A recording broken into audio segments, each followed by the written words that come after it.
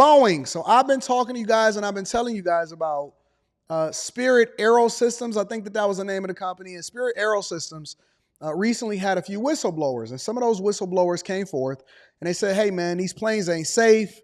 I had to leave a job. I got negged out. I had to get laid off. I retired. I got fired or whatever. And there's been a couple of Boeing whistleblowers that actually conveniently passed away. I guess I should just believe the news on that too, right? But it was a couple of Boeing whistleblowers that passed away, and it's more of a recent whistleblower that worked at Spirit Aero Systems. Now, Spirit Aero Systems, I think I'm getting the name correct, but correct me if I'm wrong inside of the chat. Spirit Aero Systems is separate, is different from Spirit Airlines. Spirit Airlines is the one where all of the ghetto chicks like to argue about the fact that they bag don't weigh out more than it's supposed to, and they're getting feed to death when they're going up to jump on a plane because they think that everything is a carry-on when it's really need to be checked luggage. But Spirit Aero Systems is a supplier to Boeing that actually helps put together the planes, and then they're supposed to have a rigorous quality check system that prevents certain things from happening. Now, Boeing recently had one of its doors blow off, and it really blew off the lid of the company itself. And I'm actually going to go into it on Stock Club on Wednesday about why I'm tripling down on the fact that you should not invest in airline companies amongst a bunch of other stuff. So if y'all not a part of the Patreon, link is in the description as well as pinned to the top of the chat. But shout out to y'all, and we're going to get into it. So ladies and gentlemen, without further ado, let's dive into this whole Boeing situation. CNBC recently did a video on saying, can Boeing fix its problems? One of the things that Boeing did was they actually bought Spirit, the Aero Systems company, the supplier, in order to take more control of what's going on. Make sure y'all hit a like for the algorithm, subscribe to the channel, and turn on your notifications. Let's get it. Boeing has spent years trying to get back on track after the fatal MAX 8 crashes, but the company has continued to face problems with production flaws and setbacks, including a door plug flying off a MAX 9 plane in midair after it. Could y'all imagine sitting there and you in the air and you're trying to remain calm and the door blows off and you just sitting there? Man, I would lose my... Actually, hopefully I will be cool. But once I got off the plane, I'm suing everybody. Took off from Portland, Oregon. Boeing's stock has fallen about 30% this year. The iconic... What did I tell y'all? In the beginning of the year, when we started going through Stock Club and y'all was asking me, Anton, what about this airline? Anton, what about this? What did I tell y'all? I said, absolutely, positively never will I ever personally advise you guys. Because somebody had asked me about Boeing, and you can go back and watch inside of the Stock Club. They said, Anton, what about Boeing? Would you recommend investing in an Airbus or Boeing? And I said, absolutely. And then I did a whole live stream on the Patreon about why we don't invest in airlines, why we don't invest in certain hospitality stocks, why it's bad for our portfolio, how we are to look at the 8 things, and we lean heavily on that in order to make a long-term investment. And I told y'all never, ever, ever invest in Boeing. Never. And then I went into Alan Mulally and how Alan Mulally had left and went from Boeing over into Ford Motor Company, in which he is largely credited with saving the company back in 2008 with the whole housing crisis and the recession. And so if y'all want to tap into that, make sure y'all get into the Patreon. I'm telling you, it is 10 times worth the price of admission just with the money that you save, what you ain't going to invest in. You know what I'm saying? So anyways, let's continue. I want to look at a little bit of this, and then we're going to deep dive into the next thing. A company that once had a great reputation for safety is losing more and more market share to rival Airbus. It's delivered more planes and received more orders for the 5th consecutive year. Some airlines are scaling back growth plans due to delays in production. Airlines are desperate for new planes, but not knowing how many planes that you're going to have in your fleet by July, let's say, is a very complicated, frustrating thing for airline executives. My message to Boeing hasn't changed since the last time we talked. It's let's get your act together, deliver. First, focus on the basics. Get aircraft that are quality at first and foremost and safe.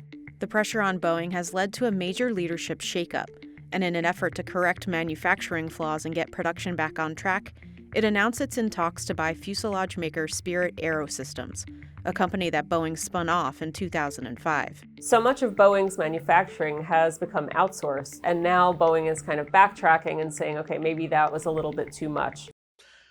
A lot of what happened during the 80s and the 90s, especially once, you had the Clinton administration and then the Bush administration before that, the first Bush administration and the Clinton administration. A lot of what happened was A lot of these companies started outsourcing in order to save money. They started putting the responsibility on the suppliers. American automakers, they started outsourcing it into whole other countries, right? And then you've seen a spate of countries then explode in growth as a result of American companies doing business with them and then outsourcing a lot of what happened. Well, now in the 2020s, they are realizing that that may have been a mistake, even though they saved a bunch of money then.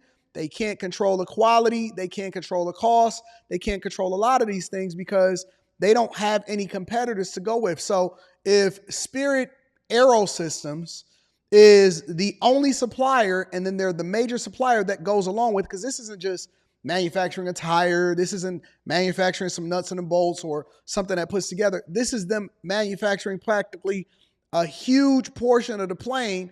And because they are so interdependent on this supplier, their only thing, they can't just say, hey, I want somebody else to bid for the work or somebody to do a better job. They're so interdependent on a supplier that they have to practically buy the company in order to bring it back in-house to solve for the problems that the supplier themselves obviously are having trouble solving for themselves. And so Boeing is the one that's catching the L, even though Spirit Aerosystems is a supplier. People automatically tie it back to Boeing because Boeing are the ones that ultimately sell the planes to whoever these airlines are or whatever in order for them to be able to fly you back and forth in the air, right? And so now they're stuck between a rock and a hard place. What do? When you put so much pressure on a supplier that you're interdependent on in order to be successful to fix a problem, but they have not been able to solve for it, and you still having quality issues, and it's becoming a bigger and bigger story, they're basically saying our only hope is to spend a whole bunch of money, billions of dollars, buying out the supplier, absorbing it back in, and bringing everything back in-house. A lot of manufacturers, including auto manufacturers, are basically bringing everything back in-house, and they're starting to stay away from outsourcing certain work. They still are always going to outsource certain work, but they're getting away from outsourcing certain work. That way that they can control the quality issues and the cost that's associated with this. They don't want to, but they feel like they have to in order to be able to survive in this company. Especially when it comes to the maker of their fuselages. Spirit Aerosystems, which is not to be confused with Spirit Airlines, is one of the biggest aerostructure companies in the world, with many locations around the globe. It makes components for both commercial and military aircraft, including larger elements like fuselages and wings. Boeing is far and away their largest customer, and Spirit provides 100% of the fuselages for the world's second most popular aircraft, the 737. Over the past few years, there have been a series of manufacturing flaws that have come out of the Spirit Aerosystems factory on big chunks of the fuselage that are going to Boeing. There's clearly a lot of manufacturing mishaps that are going on. Yeah. So Boeing has to bring Spirit in-house to be better managed. The deal, if it closes, would be the biggest for Boeing since its merger with McDonnell And I have not seen this video. I'm just reacting to it in real time, just like you guys. Douglas in 1997. Spirit, however, also supplies parts to Airbus and other plane manufacturers, making So now that becomes an issue, right? Because if Spirit as a contractor, and this is the problem with being able to buy the manufacturer that you also are independent on, because they don't just make parts and they don't just source for you. They also work for Airbus, they work for other manufacturers. And so if you buy this company in order to solve for the issues, how would you run it independently so that it doesn't affect your competitors? And then would this even be able to pass government regulations and scrutiny in order for you to be able to go through with the purchase? It is a horrible industry, in my opinion. And this is just my opinion, right? I'm not telling you what to do and what not to do. Make sure you tap into the Patreon. Make sure you join Stock Club on Wednesday. This is a horrible industry to depend on, invest in my personal opinion. And I would never personally recommend you invest in anything airline related. the deal a little complex. We're going to be patient, we'll let them get their job done with their respective customers, and then we'll get a deal done. It helped. I don't need to watch 707 than the Boeing team. A good relevant current example is Spirit Aerosystems. Why was Spirit? Today, Spirit Aerosystems is still headquartered in Wichita. In 2023, 70% of the revenue that Spirit Aerosystems generated came from work from Boeing. Boeing says it can build one of its 737 aircraft in just 9 days, but many of those parts arrive already built, like the fuselage, which gets sent via train from Kansas. Boeing does a quick final Look assembly crazy. versus building the plane from start to finish in one place. After Spirit was spun off from Boeing, it began making parts for other manufacturers, including its main rival, Airbus. A lot of times they spin off these companies and they create new companies. And it's for a number of reasons. A, it makes the stock a lot more attractive with the original company. B, in a lot of instances, they spin off these companies and then they give debt. They spin off the debt also, or a portion of the debt also, into these other companies in order to make it a little bit more attractive for you to invest in their stock, right? It's a lot of manufacturers, even with the automotive companies and the tech sector, where different companies are spinned off from these companies and they all have different results or different reasons. But a lot of these companies are spinned off or assets sold to create new companies. And one of them is they still become the supplier. And so part of the agreement is that they're still able to supply a lot of the stuff over into the original company that spinned it off, right? The original name that spinned it off.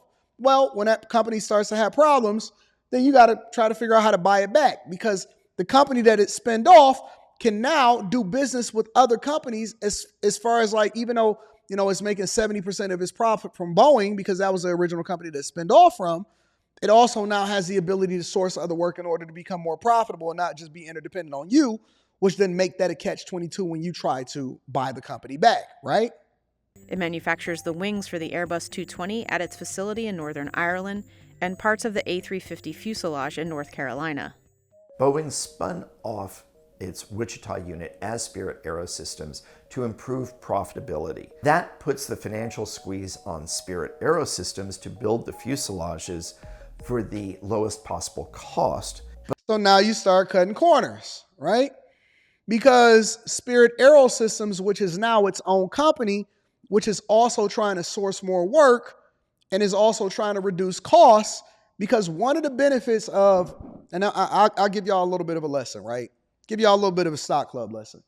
One of the benefits of becoming a supplier, or because a lot of y'all will say, well, man, why would they even spin off this company in the first place? Well, it improved profitability because the associated costs that come with the manufacturing is now not only passed on to the supplier, but the supplier can get it at a much, much cheaper cost, especially if it's a non-union shop, if they could reduce the amount of wages, if they could reduce costs. It's much easier for you to be able to drive the costs out of the manufacturing, which then allows for the original company to get it at a much better price, which improves profitability. So I'll give you an example. One of the things that's happening across the United States of America is all of these different companies and all of these different shops are unionizing, right? If you go and you work at Ford, Chrysler, GM, Stellantis, whatever, we all always understood that you may go and work at a supplier and then be trying to get into Ford, Chrysler, and GM. Well, why? Because we know that those companies pay the best wages.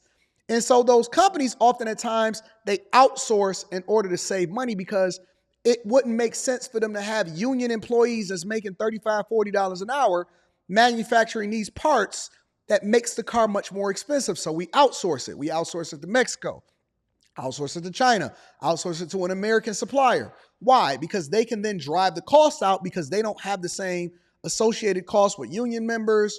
They can skirt whatever. They can go and outsource it. The only thing that the major company wants, they want their product and they want it to be able to work. They don't care as much if you not paying the same type of wage or whatever. They want to drive the cost out, which is one of the reasons why they outsource the product, right?